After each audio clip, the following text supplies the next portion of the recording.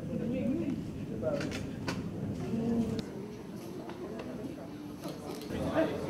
que vous allez avoir l'éducation qui va faire, Madame Jazon. J'espère que vous allez Oui, bien sûr. Ceux qui veulent. Merci d'être là. Hein.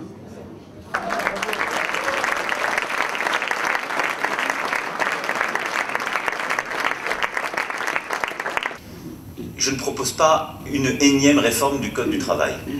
Et je ne m'engagerai pas sur cette voie. Pourquoi? Parce qu'on en a fait 50 durant les 10 dernières années. 50. Elles n'ont pas changé grand-chose.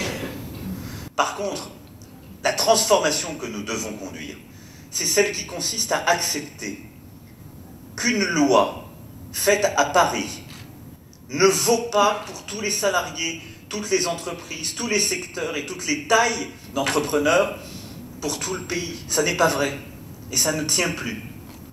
Et que libérer la capacité d'entreprendre, de créer, de travailler, c'est bien reconnaître la possibilité, au niveau de l'entreprise, du secteur d'activité ou du territoire, de négocier d'autres équilibres, au plus près du terrain. Non pas de projeter les individus dans un face-à-face forcément inégal, celui qui existe entre l'employeur et l'employé, mais d'accepter le fait que, au plus près du terrain, on négocie les bons équilibres.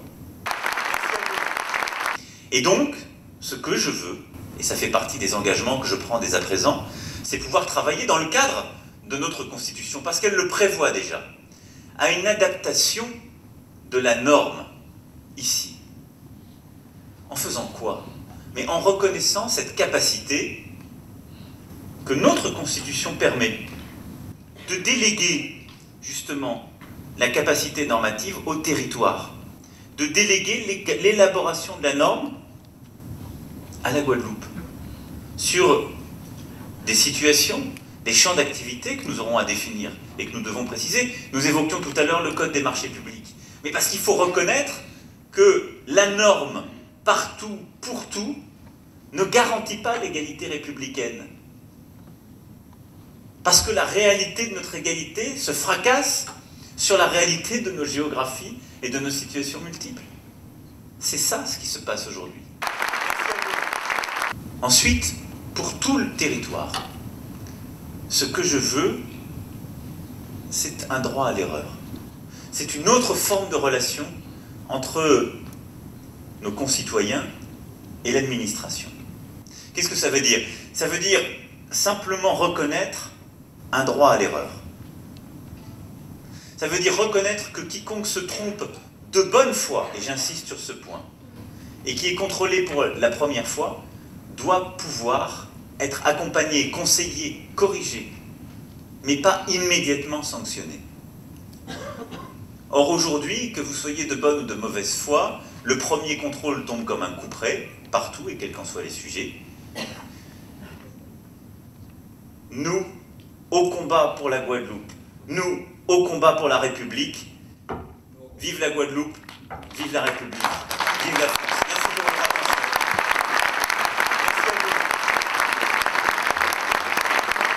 attention. Avec la case, avec le kaito.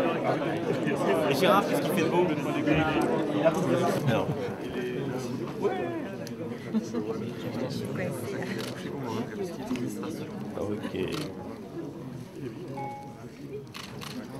Bonjour Monsieur Macron, alors tout le monde connaît la loi qui porte votre nom. Mais alors, au niveau du bilan aujourd'hui actuel, c'est pas très ancien, qu'est-ce que vous en pensez? Ça fonctionne bien?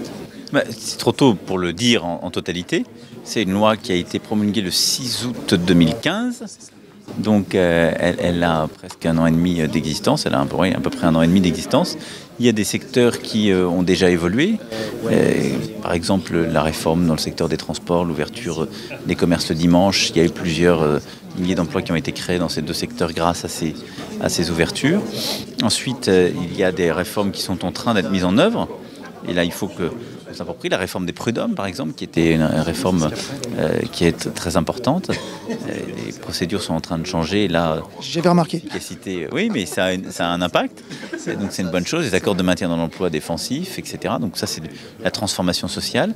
Et puis il y en a qui sont encore en train d'être appliqués. Je pense à ce qui s'est passé sur les notaires, où là, les corporatismes se sont réveillés et donc c'est pas aussi efficace que ce que j'aurais voulu parce qu'il y a eu manifestement de la mauvaise volonté de la part de la chancellerie d'une part et de la profession de l'autre. Donc ça pourra changer, j'espère. Voilà. Et en matière sociale, une autre question. Est-ce que vous pensez, bon, vous avez dit que ce ne ferait pas de réforme majeure, mais nous on pense tous, en tout cas en tant qu'avocats, peut-être qu'on pourrait faire évoluer la loi en faveur des entreprises, notamment des petites entreprises, pour les licenciements par exemple. Est-ce que vous pensez que peut-être on pourrait envisager quelque chose sur ce point? J'ai dit qu'on faisait la réforme majeure qui est de permettre de sortir de l'équation juridique dans laquelle on vit aujourd'hui, où l'accord d'entreprise ou de branche ne peut pas déroger à la loi. Bon. Donc ce que je propose, c'est vraiment l'inversion de la hiérarchie des normes qui permet de définir un ordre public social dans la loi et ensuite de déroger par ces accords. Donc c'est une réforme plus puissante que la modification de tel ou tel article de loi. Il ne faut pas se méprendre. Elle est beaucoup plus profonde. Le seul débat qu'on a à avoir, c'est sur ce qu'on met dans l'ordre public social.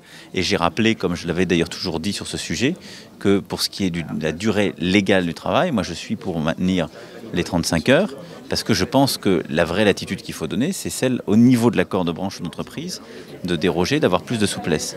Mais pour tous les secteurs, très concrètement, ça va permettre au niveau de l'entreprise ou de la branche, d'avoir les négociations qui permettent d'ajuster les choses. Donc typiquement, si dans l'hôtellerie, café, restaurant, il y a une négociation qui permet d'avoir un accord pour bouger le niveau de seuil de déclenchement du comité d'entreprise, avoir une autre organisation, ce sera possible. Ça, c'est fondamental. Ensuite, et c'est à la fois pour les entreprises de taille moyenne, mais aussi pour les TPE, quand elles sont dans une branche qui aura négocié cela, ou si elles veulent le négocier elles-mêmes. Ensuite, sur la rupture, puisque vous évoquez ce point pour les TPE, c'est un point qui était apporté dans la réforme de la procédure prud'homale que j'ai portée, promulguée donc en août 2015, et qui est aussi au cœur de ce que je veux parachever, puisque dans mon projet, je veux pouvoir remettre le plafond plancher et le plafond pour les dommages et intérêts au prud'homme, ce qui est très important pour un employeur. Parce qu'il y a déjà le barème qui est du 23 novembre, je crois, 2016. Il y a deux choses. Il y a un référentiel indicatif au niveau du bureau de jugement et maintenant du bureau de conciliation. C'est les modifications législatives qu'on a apportées, mais c'est indicatif. Il n'y a pas un plancher plafond. D'accord, enfin, beaucoup d'entre nous pensons que peut-être ça va le devenir. En tout cas, nous, en tant qu'avocats, c'est vrai qu'aujourd'hui, dès le jour de sa sortie, le 23 novembre 2016, on commence à demander son application. On n'a pas beaucoup attendu. Exactement, mais c'est simplement une modification des comportements, mais ce n'est pas une garantie pour l'employeur et le salarié. Très bien, je vous remercie beaucoup de cette attention. Bon, ça roule. On va faire des minutes pour